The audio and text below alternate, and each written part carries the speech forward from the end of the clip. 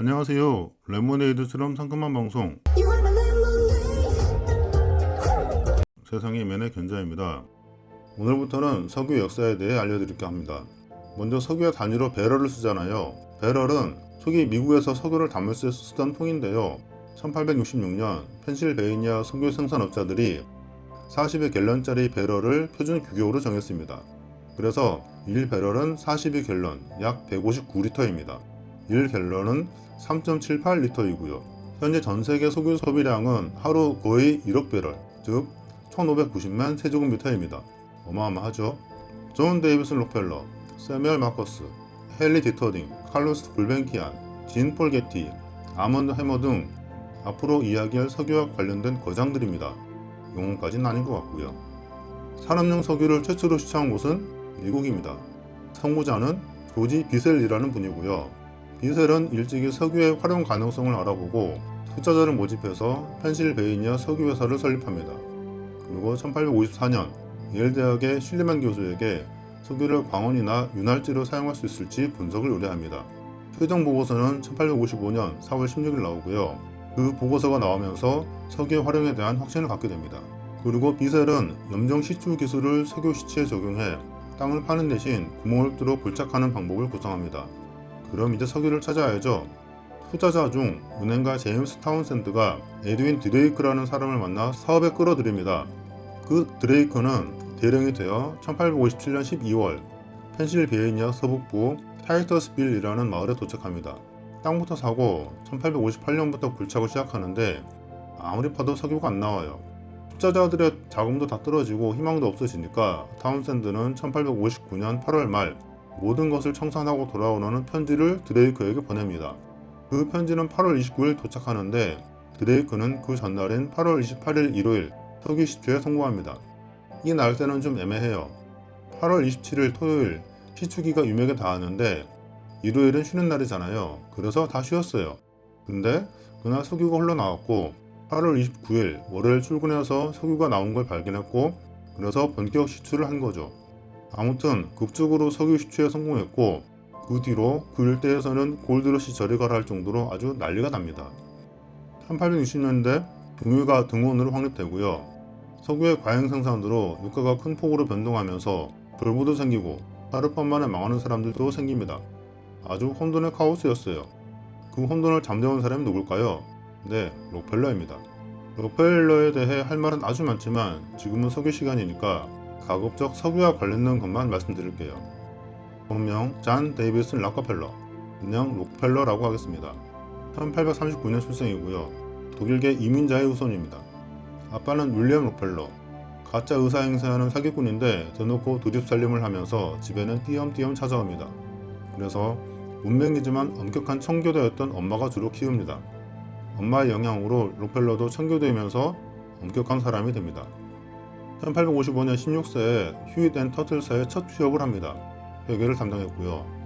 1858년 4월 1일 모리스 클라크와 합작회사인 클라크 앤 록펠러사를 세웁니다. 1863년 23세 때 석유 사업에 처음 입문합니다. 1865년 정유업에 대한 견해 차이로 클라크와 결별하면서 3월 2일 클라크 앤 록펠러사를 해체하고요. 그 전 2월 15일 세뮤얼 앤드루스와 함께 록펠러 앤 앤드루스사를 설립합니다. 당시 클리블랜드에서 가장 컸고 세계적으로도 큰 정유회사였습니다.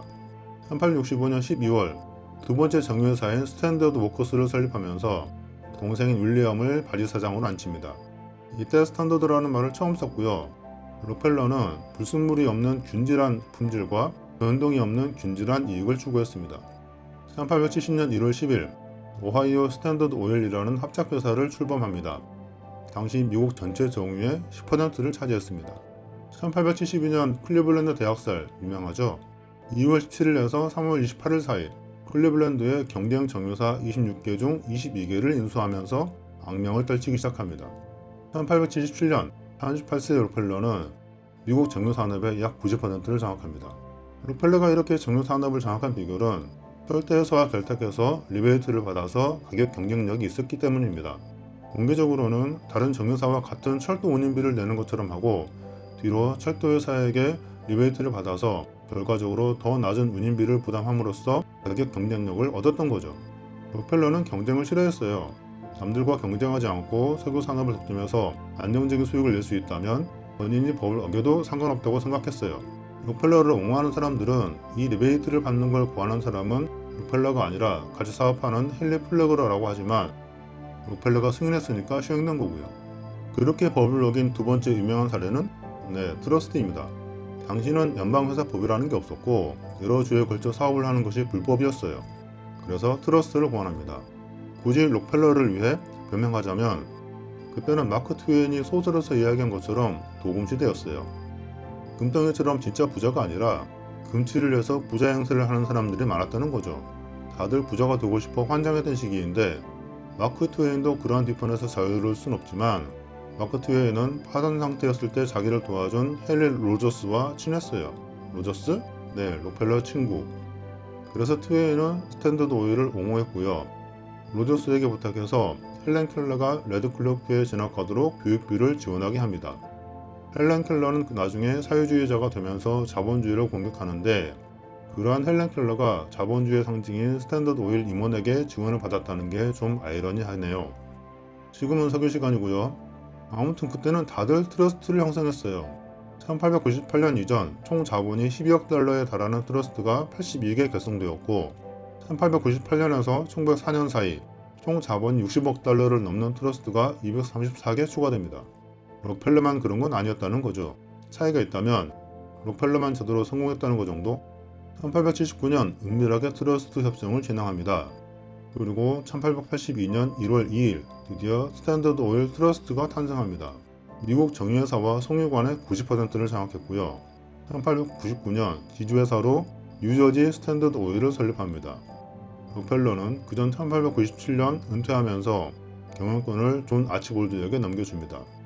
록펠러를 위해 굳이 또 변명하자면 유명한 러들로우 대학살 때 록펠러는 이미 은퇴했었고 아들인 2세도 대주주이긴 하나 당시 경영에는 관여하지 않았다는 겁니다. 뭐 그렇다고 책임이 전혀 없다는 건 아니고요. 록펠러를 욕하고 비난하려면 정확하게 알고 욕하자는 취지에서 말하는 겁니다.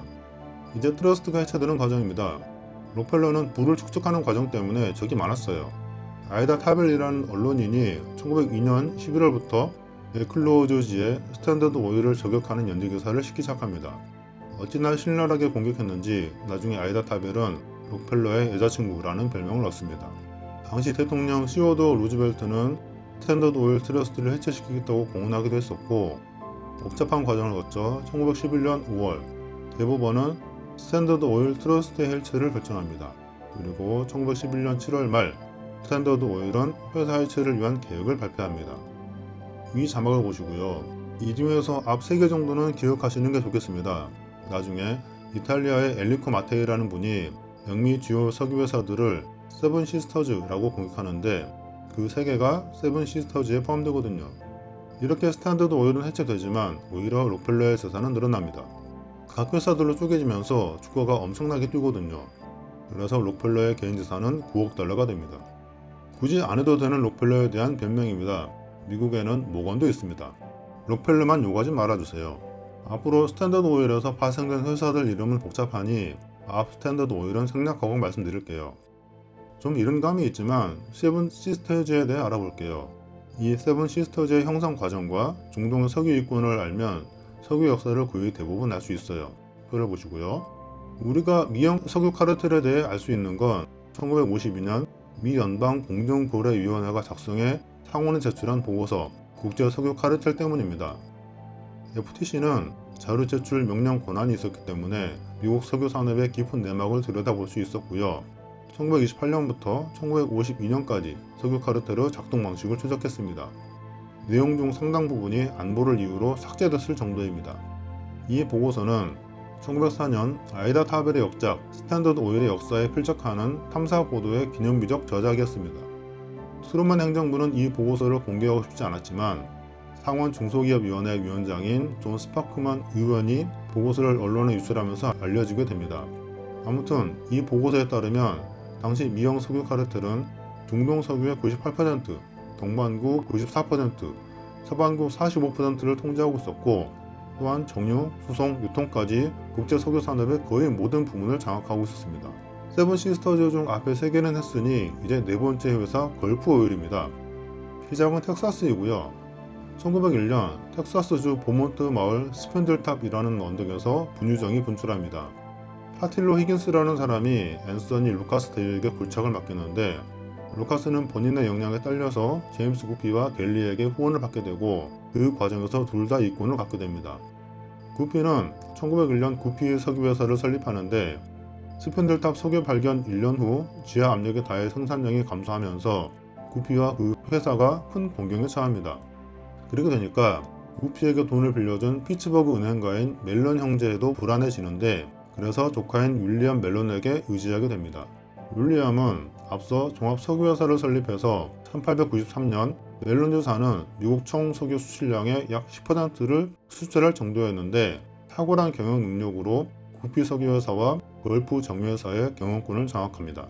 1905년 오클라호마에서 글렌풀 유전이 발견되니까 이 유전과 회사를 연결하는 파이프라인을 건설하게 되고 1907년 10월 드디어 파이프라인이 완공됩니다. 제대로 유전을 확보하게 된 거죠. 그리고는 구피 석유회사와 걸프 정유회사를 재편해 걸프 석유회사를 발족하게 됩니다. 윌리엄은 1949년 사망합니다. 다섯 번째 텍사코입니다. 조셉 컬리난이 1902년 봄 텍사스 회사를 설립하는데 역시 오클라호마의 글렌풀과 텍사스의 아서항을 연결하는 파이프라인을 건설하면서 유전을 확보하게 되고 1906년 회사명을 텍사코로 바꿉니다. 오늘 세븐 시스터즈 중 5개를 했는데 나머지 2개는 다음 시간에 할게요. 오늘도 재밌으셨다면 구독과 좋아요, 댓글 부탁드립니다. 지금까지 레모네이드처럼 상큼한 방송 세상의 이면의 견자였습니다. 감사합니다.